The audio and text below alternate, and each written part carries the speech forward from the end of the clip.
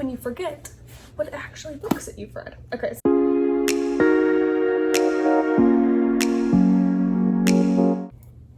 Hi everybody, we're back on the floor today because I just didn't want to get up and go anywhere else, and we're brought to you again by another iced coffee, and this is in a Paul cup, so you know, just exciting things. So August book wrap up.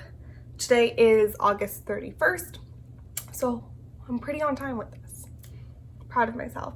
I have 4 of the books in person, so that's exciting. Seems to be more than usual. And let's just get started with it. So the first book I read of the month is The Food Therapist by Sherilyn Chensky. And this was in my book outlet haul video I can leave down below. I've been wanting to read this for about 2 years now. I heard from them on the That's So Retro Rude podcast. And if I can try to remember, I'll leave the link to that episode below, and I really seemed to really vibe. It's not really a diet, but this approach to food. And the book was always like $18 on Amazon. I never wanted to buy it for that much, so I found it on Book Outlet and bought it. I'm also a big Goop fan, and this is from Goop Press, but reading it, I just was not a fan. I feel like I got more from the podcast than the book, especially as someone who kind of knows basics about food and like what carbs are, and you know, just kind of like, I don't know. I wasn't the biggest fan, so I wouldn't recommend this, but I would recommend listening to the podcast and kind of go off of that. So this book I gave 2 stars out of 5 stars. The next book, which I did have in person, but I actually just gave it to my mom this weekend, and it's a Monday, and that's The Vanishing Half by Brit Bennett. I'm sure you guys know what this book is all about. It's been all around. It was the Book of the Month Club.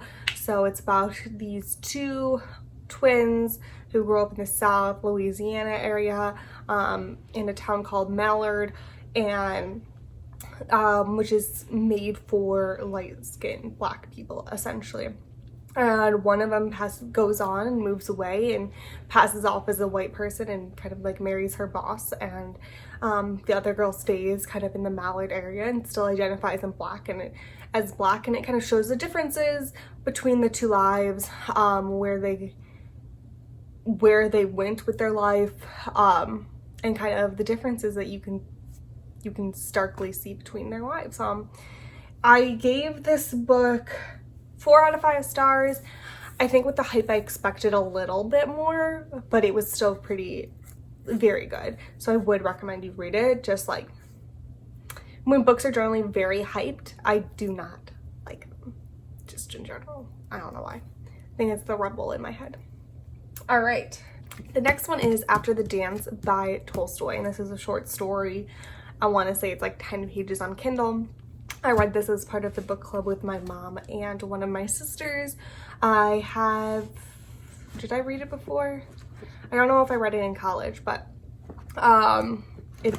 this is a book. Our story is very readily easy to find online in PDF and ebook forms, and everybody needs to read it. It will take you 30 minutes max if you're a slow reader. It's very prevalent for today's society.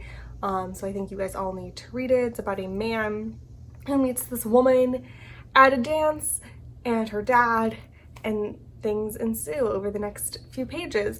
Again, it's very short, but I think it's really important to read, and it really captured a lot of my emotions, and kind of disgust for today's society in that book. So I gave it 5 in that story. I should say. It's definitely not a book. It's literally like pages long. And I gave that 5 out of 5 stars again.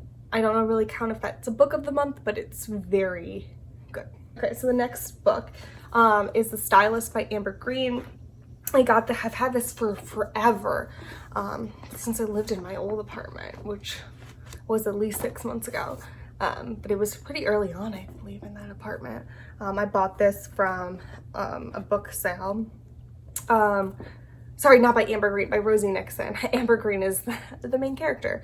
And apparently I bought this because I thought it would be like a good chick flick read in one day. It actually ended up being pretty long.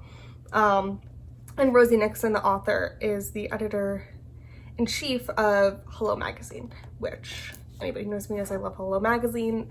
My mom and I get the US subscription to us. We're pretty big fans of it.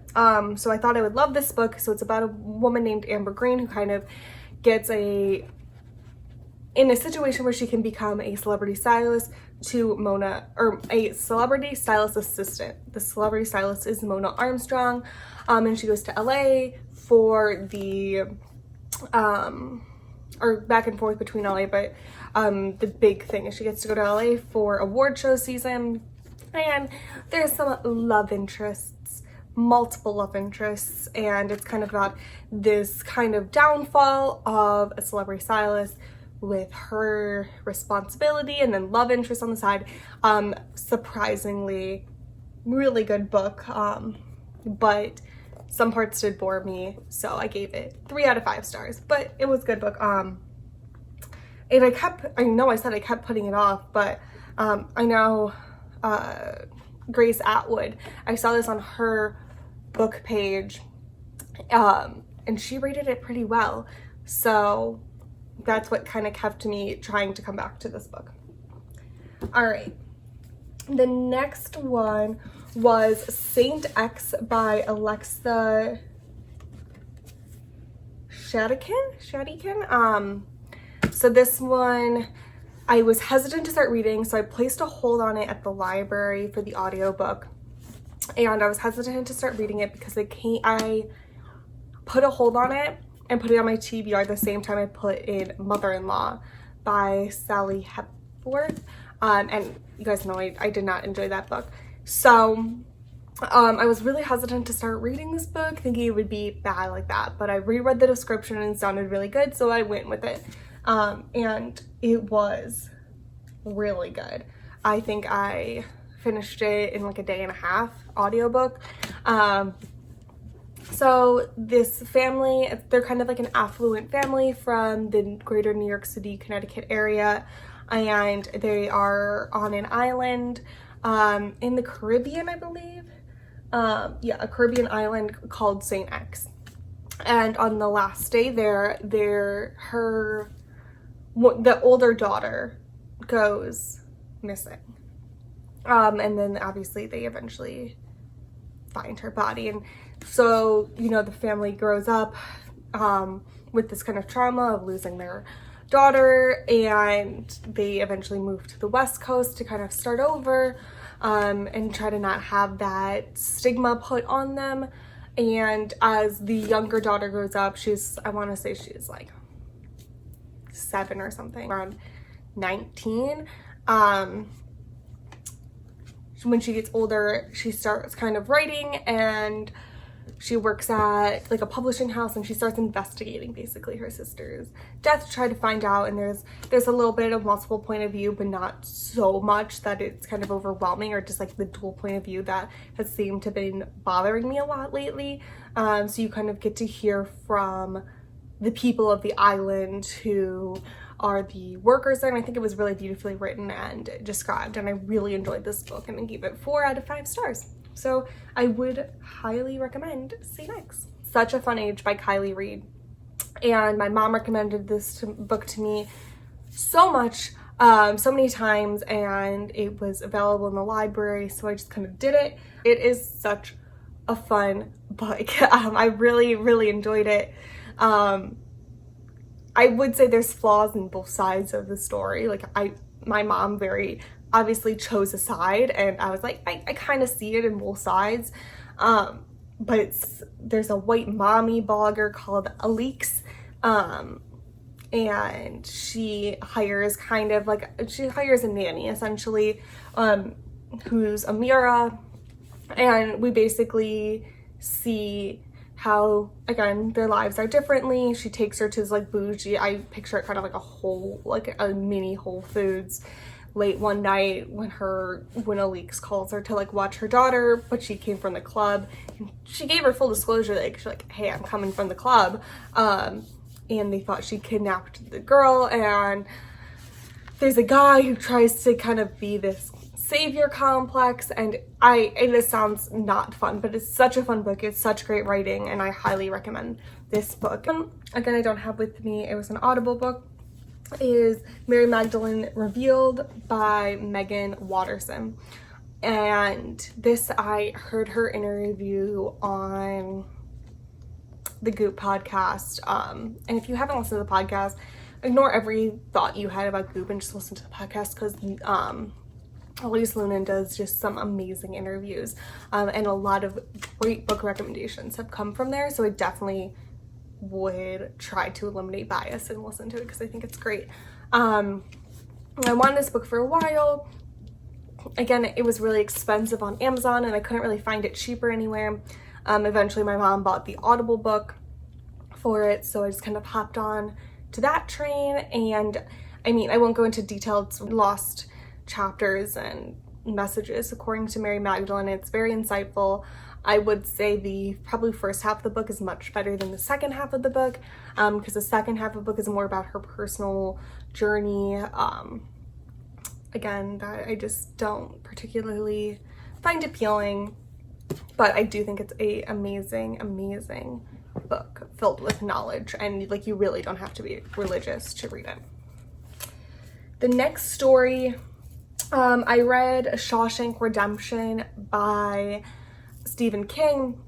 This was my first finish of a Stephen King story, and I didn't particularly care for it. I'm sure we all have seen the movie. I didn't see the movie. I didn't really know what it was about. It's about a man in prison and things ensue, and honestly, it's a story, and I didn't care for it. And I gave it 3 out of 5 stars. Probably could have given it 2 out of 5 stars. So, yes.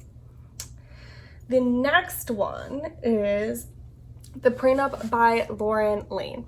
I just remember reading this on a Sunday, but I don't know if I only read it on a Sunday. And this is a short book. I just wanted romance kind of thrown in there again. And I don't know how I found this one. Probably Goodreads recommended it or something. And this is about a girl in college. Like, she again comes from a very affluent family in New York City. She wants to leave college, and her parents are gonna like cut her off if she leaves college, and the only way she can get her grandma's inheritance is if she's married. And her older brother, I believe's best friend, he is a Irish immigrant in the United States, and he basically wants to create his own business, but he needs to be a US resident. So they get married, a courthouse marriage, so she can get his inheritance, he can get his green card, and basically create his own business. And then basically the next day she moves to San Francisco and he stays in New York. And I believe this is about 10 or 15 years later, he calls her back like, hey, we need to talk. I want to get divorced. He has another side piece, but their brother put this like thing in their prenup of how they have to live together under the same roof for 3 months. So she has to move back to New York for 3 months and like leave the social media company she's built in San Francisco. And he's very broody. Obviously, they fall in love, and she also repairs her relationship with her parents. So it's a great book. I kind of spoiled it, but were we surprised? No. Okay. And I gave that 3 out of 5 stars. It was short, could have been longer, could have had more details, but a good book. He Started It by Samantha Downing. Now, again, I saw this on Grace Atwood's blog, and she did not like it. And then again, I got hesitant about it, but I read it anyway because I was like, I don't really know what else to read right now. And it was great. So it was about these 3 kids who their grandpa died, and he's like, to get your inheritance, which is multi-million dollars, you have to go on this road trip that I took you on as kids, and you can't get arrested, and you can't do like X, Y, and Z, or you can't get the money. And the what's it called when you're like overseeing the will, it's like checking in on them, but then they feel like they're being followed and someone keeps slashing their tires and there's problems with the spouses, and it's like I guess I've never read a book that is based on a road trip, but this was so good. It was such a good thriller. There were so many twists and turns. So I highly recommend it. I think I gave it 4 out of 5 stars. Yeah, it's great. So I definitely would recommend reading it. It is long, but I feel like you could have cut a few different days out because like every day was a kind of like a chapter. But it was good. It's The Nickel Boys by Colton Whitehead. This book, obviously very hyped. It's the 2020 Pulitzer Prize winner for fiction. And this is a shorter novel, and it's about a man who goes to this nickel school and becomes a nickel boy, where essentially if you're like a troubled kid, he was accused of stealing a car or something from a convenience store. I don't remember which one. And got sent there, and he's like convinced to, or I guess got convinced to like change the school, essentially not make it a terrible place to be, and like just a disaster. And again, I won't go into too much detail. I'm sure you guys know about this, but I was not a fan of this book.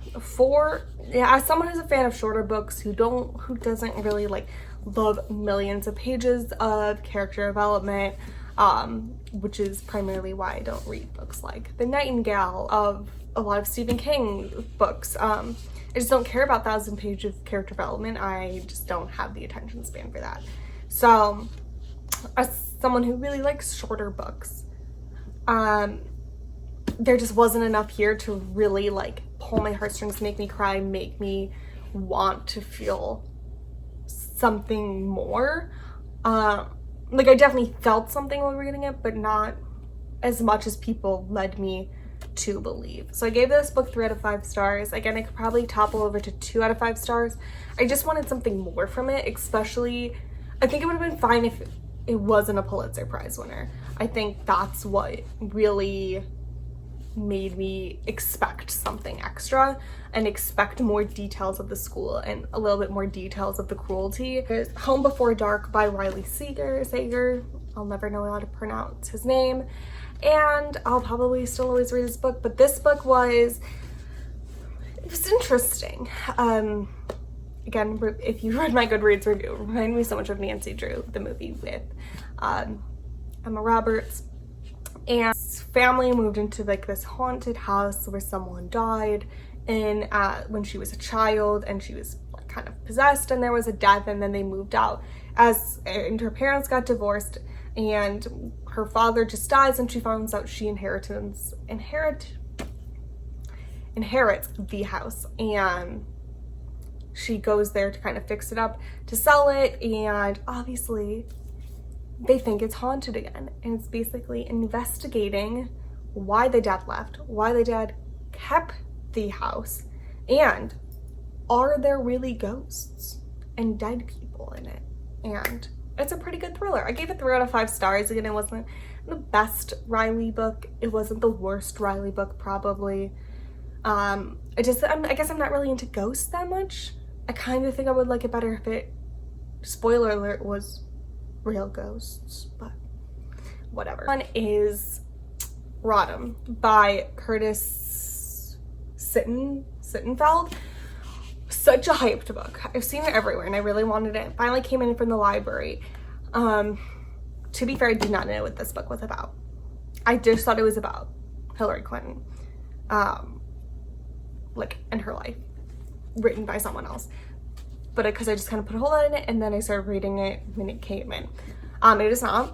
It is a alternate history, alternate reality book.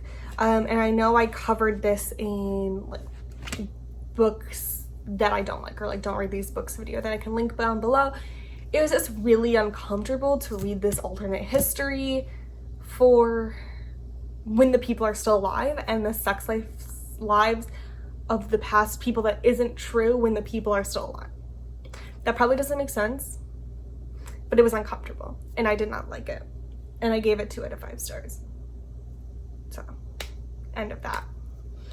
The next one I have here, and it's In Paris with You by Clementine Beauvais. I don't speak French, but I love Paris and I love France, and we know this. I believe this was in my book outlet haul. So again, I didn't really know what this book was about, but it's actually written in like prose poem form. Obviously, I don't really know the difference between a prose and a poem, but I was hesitant to start reading it, but it was so good. So it's about these 2 people, Eugene and Tatiana. They met when they were teenagers. Like, they kind of fell in love with each other, but not really. Then they meet each other on the train. Again, one random day, and kind of restart their little love affair. But Tatiana is flying off to San Francisco in a few weeks. So it's kind of like a mini whirlwind romance, but not really. But I really think it's a great, quick read that just makes your heart a little happy. I will say give this 4 out of 5 stars. It would have gotten 5 out of 5 stars if it had a different ending. And if you read the book and know anything about my soft heart that I tried to hide, you know what I want the ending to be. All right, next book. This one was a doozy. War and Peace by Tolstoy. This book I got in a book outlet purchase.